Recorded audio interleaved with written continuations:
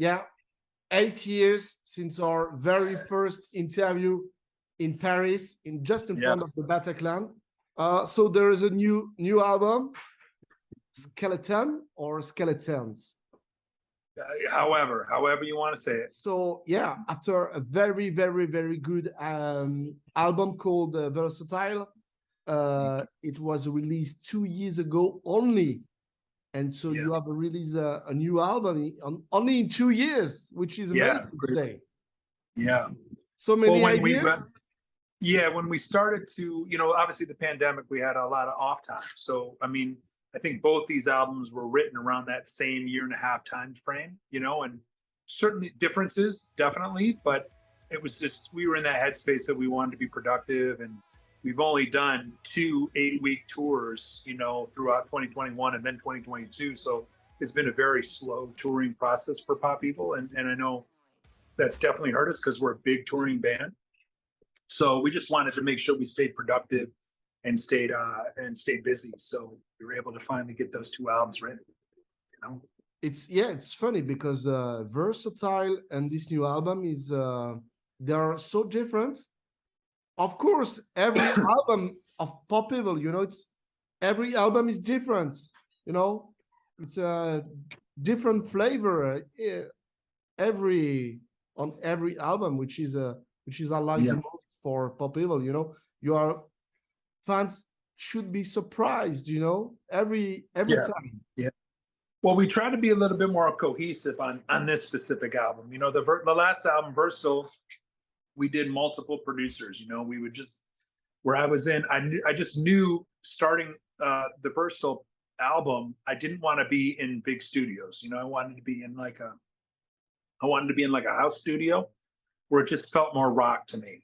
Sometimes when you get to those polished studios, they're very expensive. They just feel like that's where pop singers would go sing their stuff. Like, it just doesn't feel rock band to me or metal in any way, So I wanted to just be kind of in where, people's houses and these small little dirty little areas where you could just be in your own element, right? It feels more like a rock venue or more like our natural habitat, right? So we were learning with other producers to try to capture this energy that is the live energy that comes from making a demo. I wanted our fans to have that moment where these ideas were born. Whether it was that moment I first sang that hook or that melody, I wanted to build the songs around those moments. And with the other producers, we did that. But this particular album, we wanted to go now for more of that cohesive sound and really start showing our fans that, like, look, we're evolving our sound and we're starting to know who we are. You know what I mean? And even though we've known with our experimentation and the success we've had, it's just this new era that is now post-pandemic. It's like it's a different vibe, right? It's that battle between that yin and yang with us old school mentality with this new digital age and its technology, that's now become a part of the sound. It's become a part of social media. I mean, now I was saying too, it's like, we used to have our crew when we get ready for tours and we got all this team behind us. Now I got to fire one of those guys and put a social media guy in there. Like, it's like, what is this? Like, what is this new era? It's like, so it's interesting as we're dealing with these things emotionally, both on and off the stage. Those come out in our sound, and certainly on the Skeletons album, you get more of that. And we just wanted to make sure that we found the right producer. Last album, we searched with those multiple producers, and then we were able to find, Drew Falk. We just knew from the early days that there was something special with him, but we just didn't know if he would do the whole album.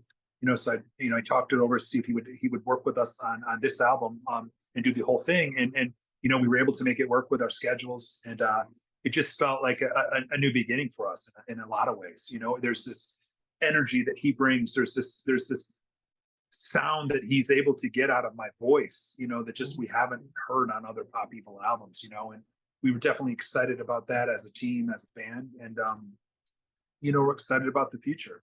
We certainly want to see where this album goes. We're on the verge of the release date of the album. Finally, it's feel like it's taken forever, but it's weird too, because at the same time we're releasing a new record, we've only toured on our last record like one time. So I mean, it's so weird, you know, to be able to, when you think about it like that. But at the same time, it's all new. It's new territory, you know, since post pandemic. I mean, it's just survival, man. You get a lot of that message on this album too. You know, it's just it's just it's new.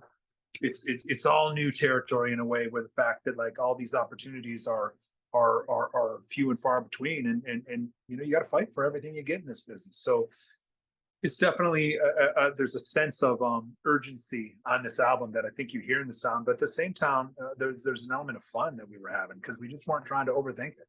We knew the song was good early on, and the song's good. We're not trying to think about what it means today and what it means tomorrow. It's like, look, it's eye of the storm. You guys can figure that out for yourself. We've all been in the storm. Do it. Paranoid. We've all had voices in our head. How are you going to respond to the voices in your head, or what make it different, right?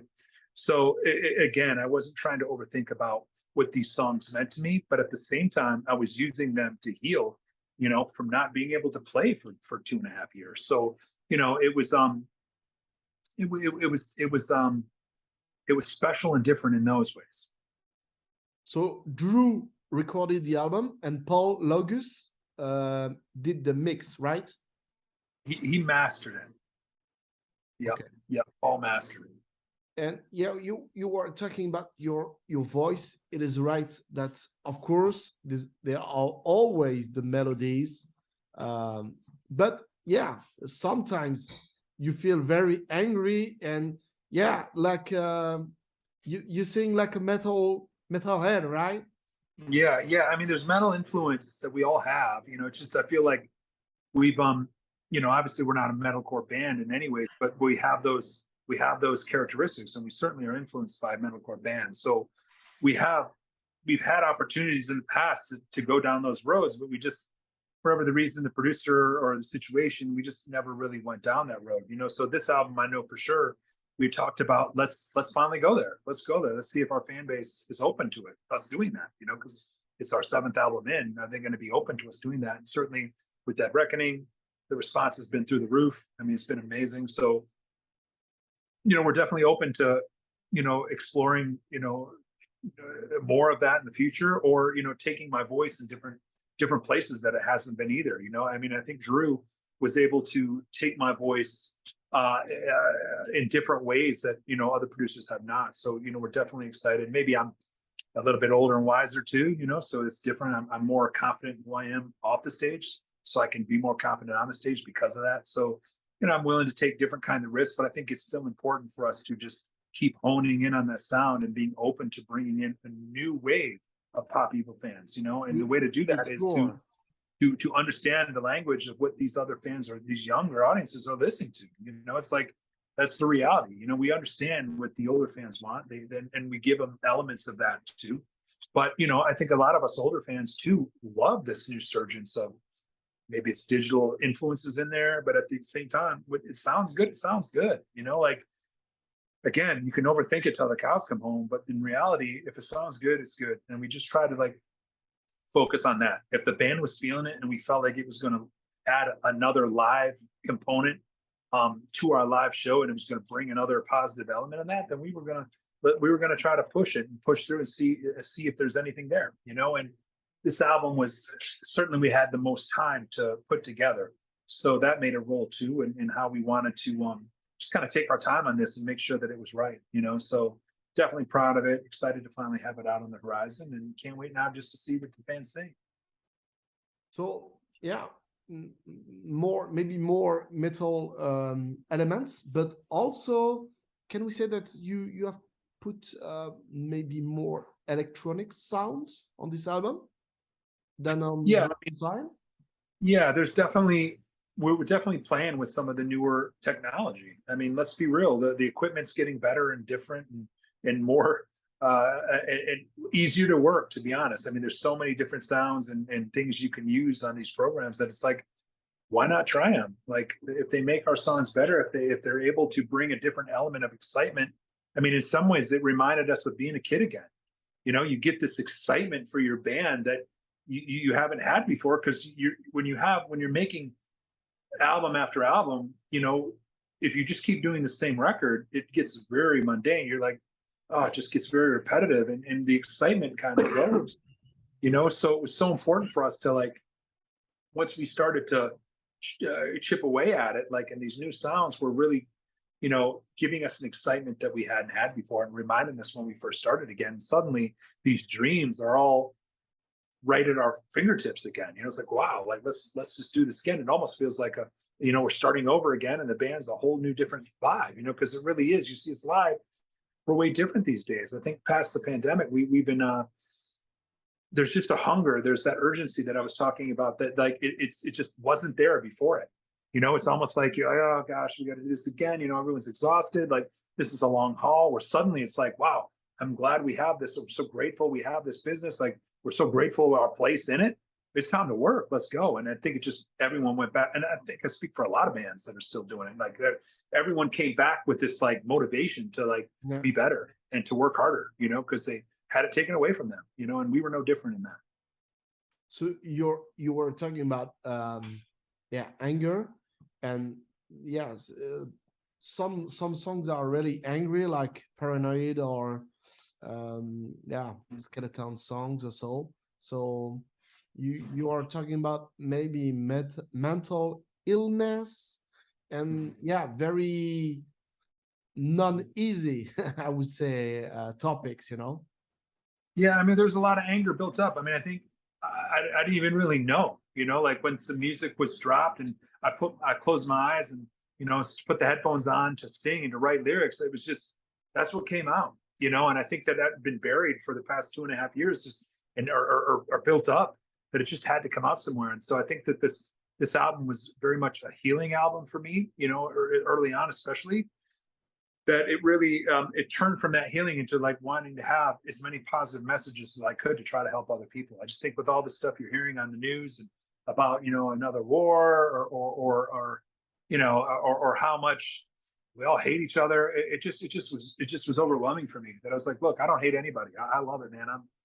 This needs to be loved. We need to put let's just put some kind of positive energy in there. And even though it comes from an angry place, or this is a dark place, there's still, just because we're in a rock band and we're wearing black clothes doesn't mean we don't want, positive future for our kids. It doesn't mean we don't want like our neighbors to be happy. Like, I mean, it's just like, look, man, like, we don't have to be so mosh pit where we hate our neighbor. We can mosh pit and love our neighbor, right? So it's just like, we're thinking about those elements when we're making this record, that we wanted to have people mosh pit for sure, but to still remind them that even they might not even be knowing it, but that positive, like Eye of the Storm, there's a positive message in that.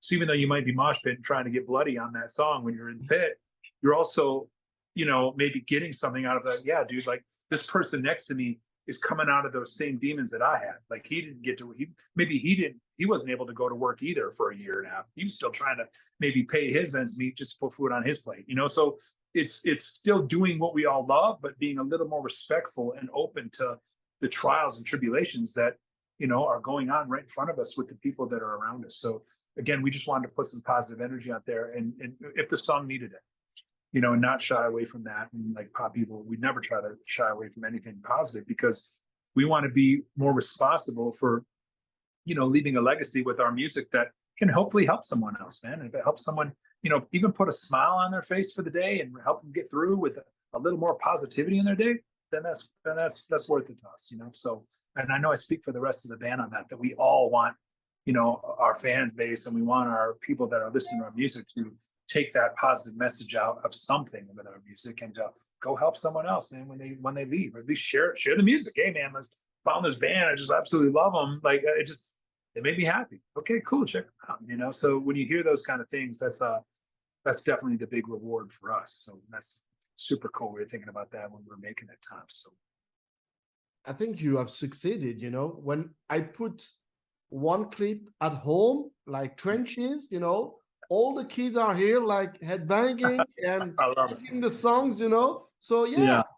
yeah, Yeah. mission accomplished, I would say. Yeah. It's always great when you hear the next generation and those kids come, and they're, because you don't always write it for the kids, right? You're just trying to write songs, and you're trying to just do what you do. And when you see the kids like it, or they come with their parents to the shows, it's special, man. It just reminds me when I would go to shows with my dad and my mom, and it's awesome to get back like that. And the clip of Paranoid is wonderful with all the clocks. You know, it's like a kind of a dreamy Yeah, atmosphere. And it reminds me. I don't know if you know the Spanish painter called Dali, I don't know if I know him. I don't and know if I know. he Yeah. painted like all these clocks, you know, but Oh, deformed clocks, you know. And yeah. No, I think I know. I think I had to have seen that. I've had to have seen that. I know I what you're should talking show you, you about. know, and Yeah, of course, it's kind of dreamy, you know, paintings, you know, like yeah, bizarre. And I feel the same atmosphere in Paranoid. yeah. No, I agree. It's first of all, the vision of Jensen. I mean, he's just such an incredible visionary, and how he's able to, you know, take your vision of the song and then still keep that, but make it his own, and then take it whatever you thought the story was of the song, he makes it even 10 times better. So it's just it's awesome. I remember we had the clocks for shooting the scene. I'm like, I don't know what he's gonna do with this. I'm like, it's like we're gonna have a bunch of clocks. I'm like, I don't know, man, whatever. And you see it and you're like, okay, this is awesome. Like, it reminds me personally of a lot of that Stranger Things stuff, that Netflix show. But yeah, the paintings. I think I know what you're talking about. But it's cool. I love when people get different things from the music videos. That's what makes the visuals so enjoyable and fun to hear about. And just it's just even for me. I watch the videos now, and you just get something new every time you get something new out of it every time you watch it. So it's very cool. Um, there are three guests on this album, right? I think Yeah. this is maybe the first time you have three guests, and some are famous, some not. But yeah, every yeah, Yeah. like all the songs are different, and it's a flavor on each guest, you know. Yeah, I mean, it's just about working with people that number one just was natural. It just was easy. We weren't trying to like, oh, we want to work with this person and then have to go through all the rings and hoops. It was like, hey, if they're down to collaborate, let's go. And I mean, obviously the up and coming artists, like with guys like Zillion, I've been working with him for a couple of years, and I really admire his work ethic. I think he's very talented, and when you get an opportunity to help somebody out with your fan base, and of course you give your fan base an artist that's new and up and coming and working their butt off, I think that's a win-win. And I know our fans in the future, in the past, have always been so open to other people we've shared with them and brought on tour with us. So we just thought, again, this was adding more to that fun element that was this album. We got close to the end of it and we're like, well, do you want to finish with 3 other songs, or maybe we just put some collaborations and make it a little bit more enjoyable. Let's make it more fun. And it's an opportunity to learn from these other artists and how they work, and, with the similarities they have to what we're doing and the differences. So, and then working with Blake Allison on, from Devour the Day, him and Joey, our bass player Joey, are in a couple bands together. So Blake had been out with us, hanging out, performing, working, helping us out. And he had showed me this song that he wrote for this other band, and I just fell in love with it. I thought it was very similar to, the way they come up and we came up. We came up around the same time, and I thought the wrong directions we've had have led us to, this place now. And I thought this song would be perfect with us on it together, because it would just mean more to me. This was a song, kind of, I think, for Blake and I, that was like, look, this tells a story of our journey. It was kind of, again, one of those healing songs for us to almost remind us that the wrong directions we took in the past are okay, because it's got us to this place now. So we just started singing it in the dressing room and just kind of playing around with it. And the more we started doing that, and the more we were like, wow, this has got to make the record, man. I want this on the album. And I go, I want you to sing it with me, and he's actually singing the lead on the hook. And I'm like, I'll do the back seat to you. I'll take the back seat to you on this chorus. I don't even care. I just love how you sing it, And so it was just great to be able to get back and to get into one of my friends who I really admire and I respect in this business, and to be able to do a song with him and Joey as well. It was just, it was really natural, and a very important song on the album to me personally. So, and then of course with Kirby on Dead Reckoning, it was just very cool. I mean, again, another one of my favorites on the record. He's such a metalcore like icon with his vocal. He's so good. He's so talented, and we finished the song, and I wanted to just go as, see if we could go approach the medical, you know, medical vibe as much as we could on the song. And Drew thought maybe we asked Kirby, maybe Kirby will see what he says. Kirby dropped his part within 24 hours, and we heard it, and we were like, wow, this is incredible. So again, very natural, very easy. We were just like, look, if you're down, let's do it. If not, no biggie. So it just, we were just kind of experimenting, having fun at the same time, but we knew the collaborations were something that were going to add an element to this album that we're just going to make it more enjoyable to listen to more fans. Great. I think this is the end, maybe to finish your US tour in few days, and then Europe.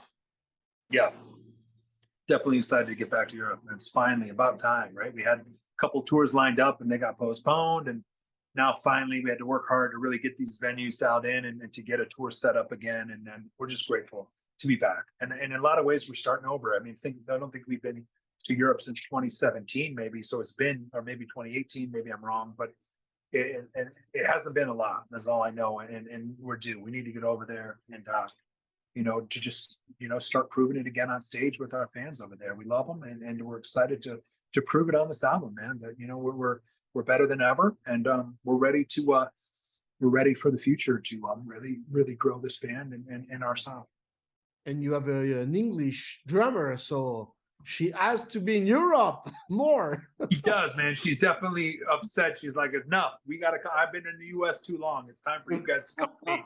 So she's excited to get back home and, of course, play for her family and friends too. And again, but we're just as excited. It's like it's time, and we're just excited to even get back on tour in general, as we haven't played that much. So we're definitely excited. And in a way, we're not just touring on this album; we're touring on the last one too. So we're touring off the release of 2 albums. So it's going to be a fun time for Pop Evil and our fans, and we can't wait for all you guys to come out and see it. Thank you, Leigh. This is the end. Thank you very much. Thank you so much.